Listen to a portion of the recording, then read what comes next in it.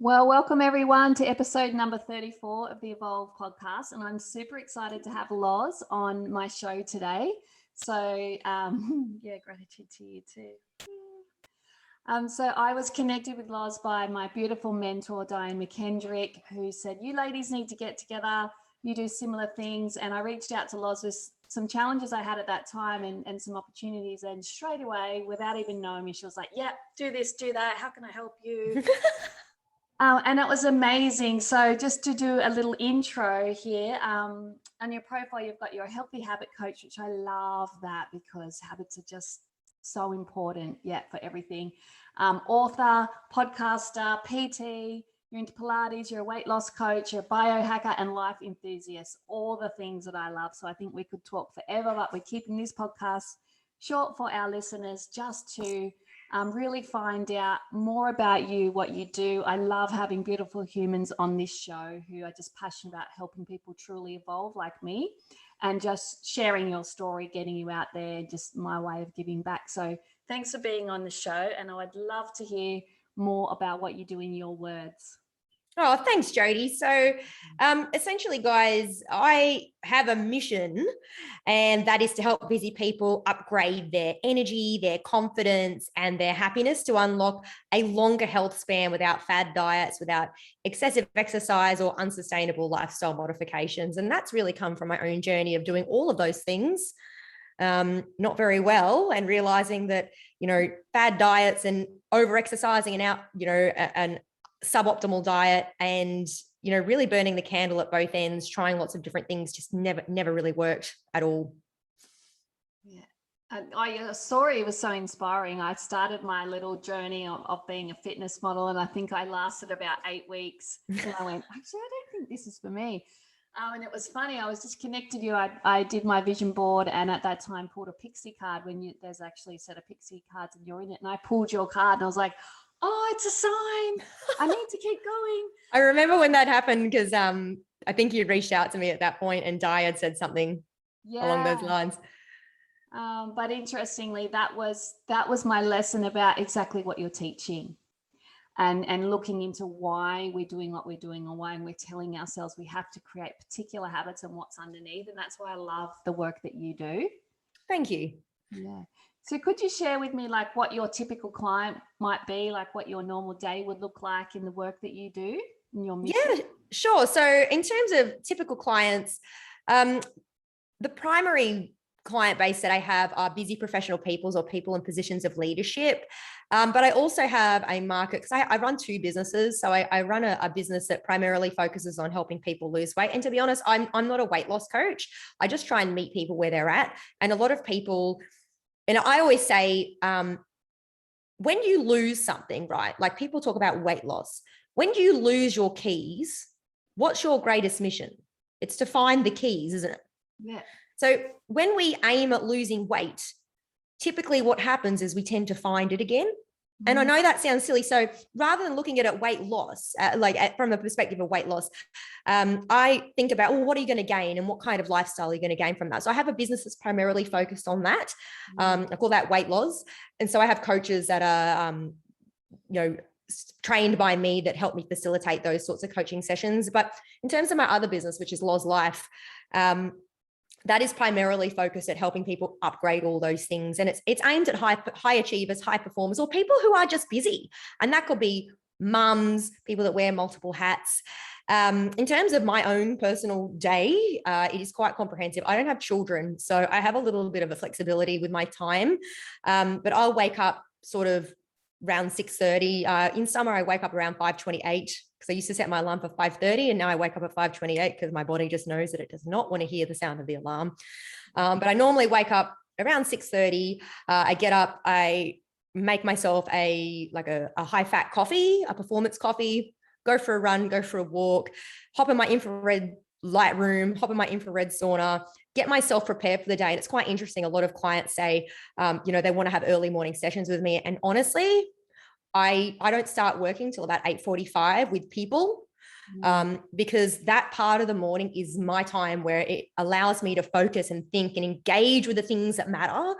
And I lead through inspired connection with other people, and that's part of my value set. So making sure that I'm really anchored in my day and making sure that I'm setting tangible goals that, even if they seem really minute, are part of a much bigger picture. And I feel very driven to inspire other people by making sure that I stay true to that.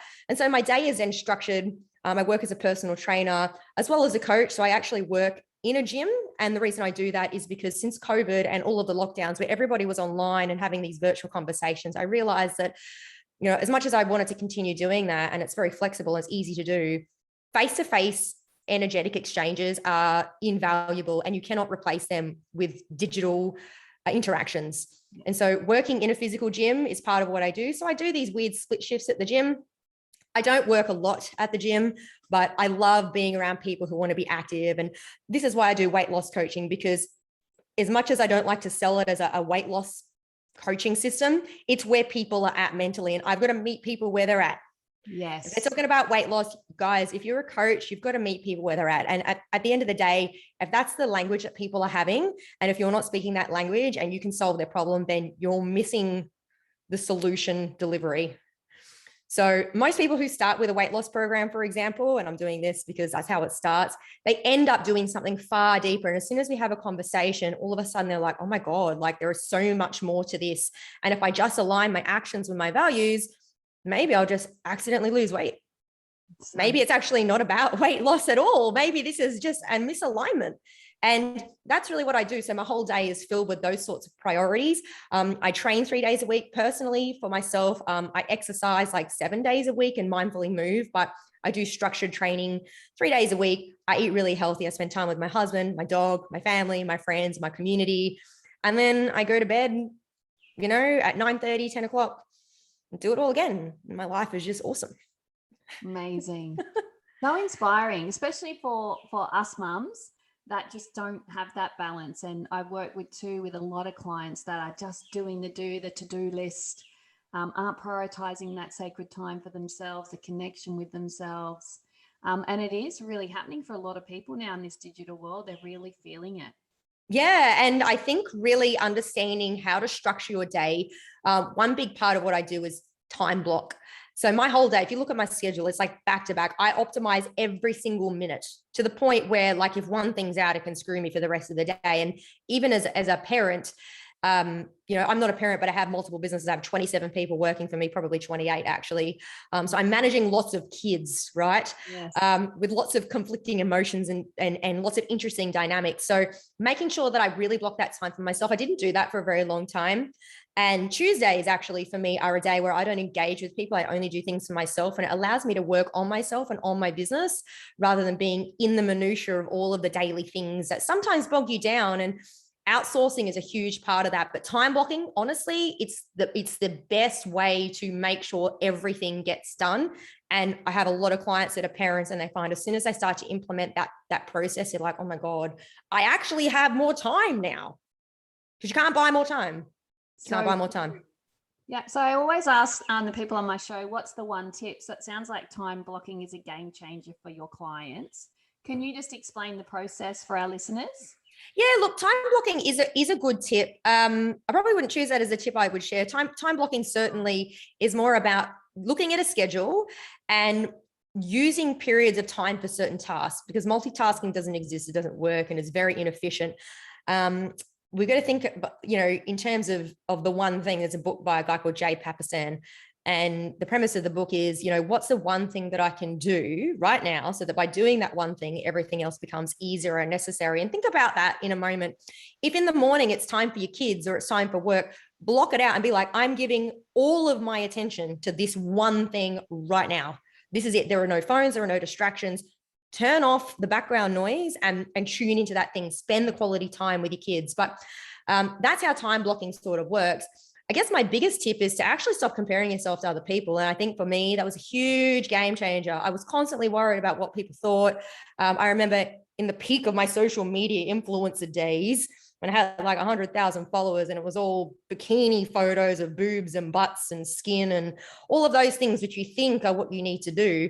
I was constantly worrying about likes and follows and numbers, and I would spend, no word of a lie, 7 hours a day, literally a full-time job pretty much, through a lens, through a screen, chasing all of this external gratification and validation from other people. And as soon as I stopped doing that, and there was literally like a cold turkey moment. It's like, okay, somebody says something to me and then somebody else says something to me. And there were people that mattered and their opinions to me actually mattered because there were people that I cared about.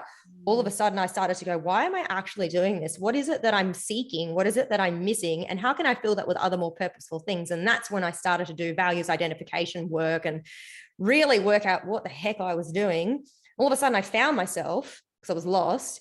And that was the big game changer for me, and not caring about what people think. And honestly, I only care about what people that mean something to me think about me. Yes. And you know what? I'm not everybody's cup of tea, but some people drink coffee and that's okay. So true. So true. And just having that own internal sense of validation, so empowering, so freeing. Yeah, 100%. And it's great when you find that, because a lot of people never find it because they're constantly looking somewhere else, but it's there. You just got to tune in, right? And that's what you help people do as well. 100%. Yeah, amazing. Well, it's been so good to have you on the show. I'm watching the clock because I know I have less than 1 minute left with you. So thank you so much gratitude. Thank you. You're most welcome. I'm going to pop in the show notes all the links so people can find you and connect with you. If they are into drinking coffee and you're their flavor, I have no doubt there'll be lots of people that want to get in contact with you. So thank you so much for today. And really appreciate it, Jody. Thank you so much. Thank you. All the best. See you. Bye.